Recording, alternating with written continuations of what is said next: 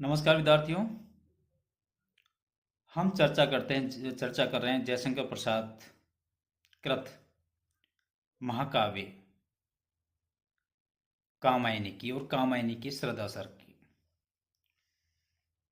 श्रद्धा सर्ग में अब तक हमने जाना इस कड़ी से पूर्व कि मनु श्रद्धा के पूछे गए सवाल का जवाब दे रहे हैं। श्रद्धा का सवाल था कि तुम कौन हो, और ये सवाल उस समय श्रद्धा पूछती है कि वो गांधार प्रदेश से विचरण करती हुई एक ऐसी जगह पर पहुंचती है जहां उसे अन्न के कुछ दाने दिखाई देते हैं। उन दानों को देख करके उसे ये एहसास होता है कि यह निश्चित रूप से कोई प्राणी है, और वो ढूंढती ढूंढती हिमालय के सीकर पर चली जाती है। वहां वो देखती है कि एक मनुष्य किन्हीं विचारों में खोया हुआ, अथास और निराश अपनी गर्दन झुकाए बैठा हुआ है। श्रद्धा ने जैसे ही उसे देखा और देखते ही उससे सवाल किया कि तुम कौन हो। काफी देर तक मनु उस सवाल का जवाब ढूंढता रहा, लेकिन उससे पहले वो उस कोमल और मधुर आवाज को सुनकर के विचलित हुआ, आश्चर्यचकित हुआ कि मेरे अलावा भी इस सृष्टि पर कोई जीवित है। काफी देर उलझनों में उलझता हुआ अपने आप को सुलझाने का प्रयास करता रहा, और अंत में श्रद्धा के द्वारा पूछे गए सवाल का जवाब देते हुए उसने कहा कि मैं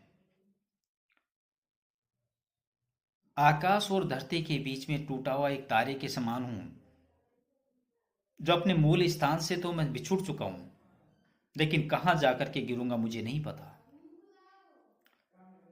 कभी वो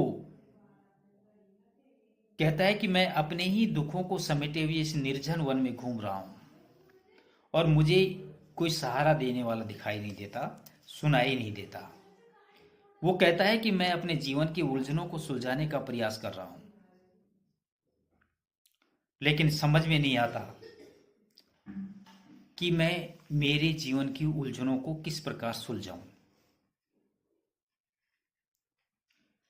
कभी वो श्रद्धा से कहता है कि मैं अपने सुखमय जीवन के अतीत को धीरे धीरे भूलता जा रहा हूं, और जैसे कोई संगीत की मधुर तान अंधेरी गुफा में दूर तक जाते हुए विलुप्त हो जाती है, ठीक उसी प्रकार मेरे जीवन के आनंददायी क्षण धीरे धीरे विलुप्त निराशा के अंधकार में खोते चले जा रहे हैं, और मुझे जीने का कोई सहारा नहीं मिल रहा है।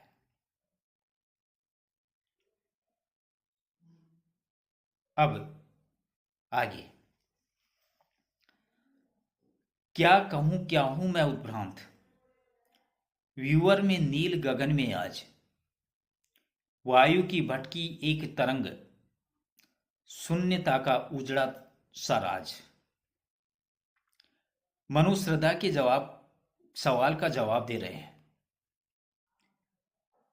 उत्भ्रांत कहते हैं लक्ष्यहीन, और वीवर खोखला।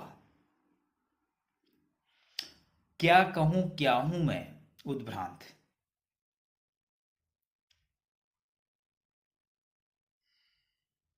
मनु कहते हैं कि मेरा जीवन लक्ष्यहीन है, मेरे जीवन का कोई लक्ष्य नहीं है। मनुष्य अपने जीवन को चलाता है, बचपन गुजारता है, बड़ा होता है, शादी होती है, बच्चे हो जाते हैं, फिर उसके ऊपर परिवार को संभालने की जिम्मेदारी आती है, और उस परिवार को परिवार की अच्छी परवरिश करने के लिए वो एक लक्ष्य तय करता है, कोई काम की तलाश करता है, मेहनत करता है, सुबह घर से निकलता है और शाम को लौट करके आता है, और अपने बच्चे और बीवी के साथ में सुकून जीवन व्यतीत करता हुआ रात निकालता है, और सुबह फिर अपने काम पर लौट जाता है। लेकिन यहां उस व्यक्ति का एक लक्ष्य है, और उसका लक्ष्य है कि अपने परिवार को सुख समृद्धि देना, और इसी के लिए वो मेहनत करता है। लेकिन यहां पर मनु के जीवन का कोई लक्ष्य नहीं है, एक लक्ष्यहीन है कि जिसके सहारे वो अपने जीवन को जी सके। वो कहता है कि क्या कहूं मैं क्या हूं, समझ में नहीं आता। मेरा जीवन उलझनों से भरा हुआ है, मेरा जीवन लक्ष्यहीन है। वीवर में नील गगन में आज मैं क्या बताऊं कि मैं क्या हूं। इस नीले आकाश में के खोखले में आज मैं वायु की भटकी एक तरंग शून्यता का उजरा सा राज, कि आज मैं हवा की लहर के समान भटक रहा हूं। तुम मुझे किसी ऐसे उजड़े हुए राज्य के समान समझ लो, शून्यता का उजड़ा सा राज। श्रद्धा मनुष्य कहते हैं कि तुम मुझे एक ऐसे उजड़े हुए राज्य के समान समझ लो जिसके चारों ओर सूनापन छा जाता है। कभी बहुत बड़ा साम्राज्य रहा होगा, बहुत बड़े साम्राज्य में चहल पहल रही होगी, सब प्रकार के साज सामान वहां रहे होंगे, लोग उस चीज को देखने, उस जगह को देखने के लिए बेचैन रहे होंगे, और उस जगह पर पहुंच करके लोगों के अंदर एक गौरवान्वित भावना उत्पन्न रही होगी। लेकिन मनु कहते हैं कि आज जो मेरी स्थिति है वो ठीक उसी प्रकार की है कि जैसे उस चहल पहल वाले राज्य उजड़ चुका है, खंडर हो चुका है, और उस खंडरता में उसे चारों तरफ सूनापन छा जाता है, लोग जाने से वहां डरते हैं। मेरा सुंदर सुंदर अतीत चला गया है, चारों तरफ तहस नहस का वातावरण है, जल प्रलय का वातावरण है, और मैं ये बैठा यहां सिर्फ निहार रहा हूं, कुछ कर नहीं सकता।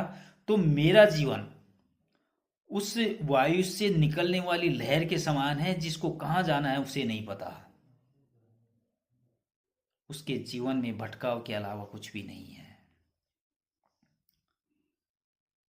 मनु ये सारी बातें इसलिए कह रहा है कि श्रद्धा ने आते ही प्रश्न किया था कि तुम कौन हो। उसी का उत्तर मनु दे रहे हैं।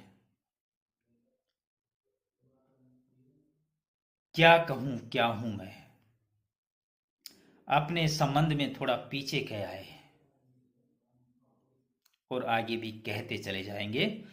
वो उस आवेश में है, उन्हें समझ में नहीं आता कि मैं अपने अतीत का वर्णन करूं या अपने भविष्य की, मैं क्या था उसकी बात बताऊं या मैं क्या हूं उसकी बात बताऊं। दुविधा में दो उपसे माया मिली न राम, यह मनु की यही स्थिति है।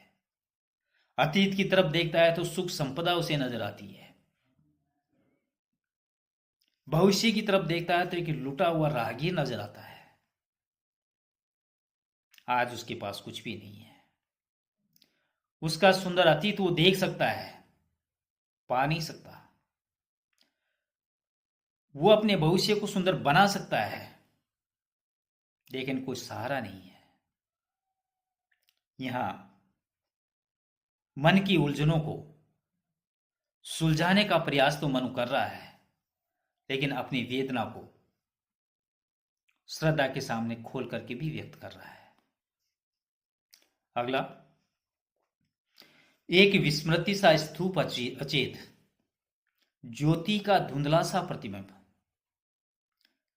और जड़ता की जीवन राशि, सफलता का संकलित विलंब। स्तूप कहते हैं टीले को, ज्योति प्रकाश युक्त कोई पिंड जैसे सूर्य या चंद्रमा, संकलित इकट्ठा करना, और विलंब से देर से। मनु श्रद्धा को अपनी वेदना को व्यक्त करता हुआ, अपने मन के भावों को व्यक्त करता हुआ कहता है कि एक स्मृति का स्तूप अचेत, मैं विस्मृति का एक चेतनाहीन टीला हूं। अर्थात एक टीले के समान जड़ हूं,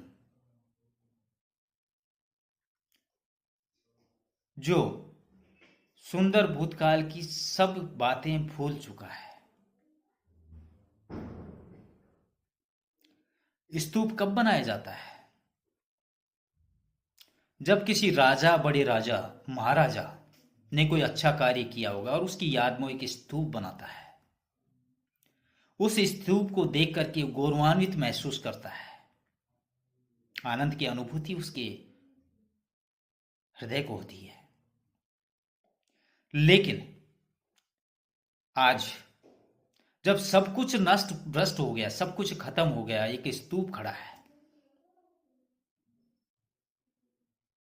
मनु कहता है कि मेरा अतीत खत्म हो चुका है। मैं उस स्तूप की तरह है जिसके बारे में कोई कुछ नहीं जानता। एक खंडर है, वो खड़ा हुआ है, एक जड़ है,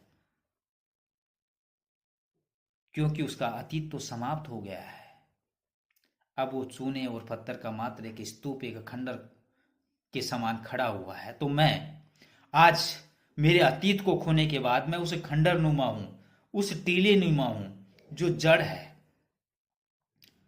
जो अपने भूतकाल की सबसे अच्छी और सुंदर बातों को भूल चुका है, खत्म कर चुका है। ज्योति का धुंधला सा प्रतिबिंब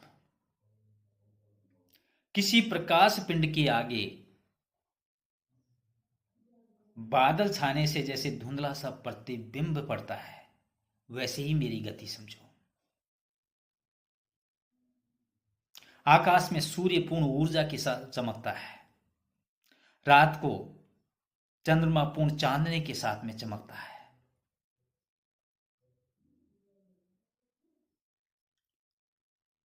लेकिन सूर्य के सामने जब काले काले बादल आ जाते हैं तो उसकी वो चमक भी फीकी हो जाती है, सिर्फ बादल नजर आते हैं। और उन बादलों की ओट में कहीं कहीं से, बीच बीच से कुछ कुछ किरणें नजर आती है।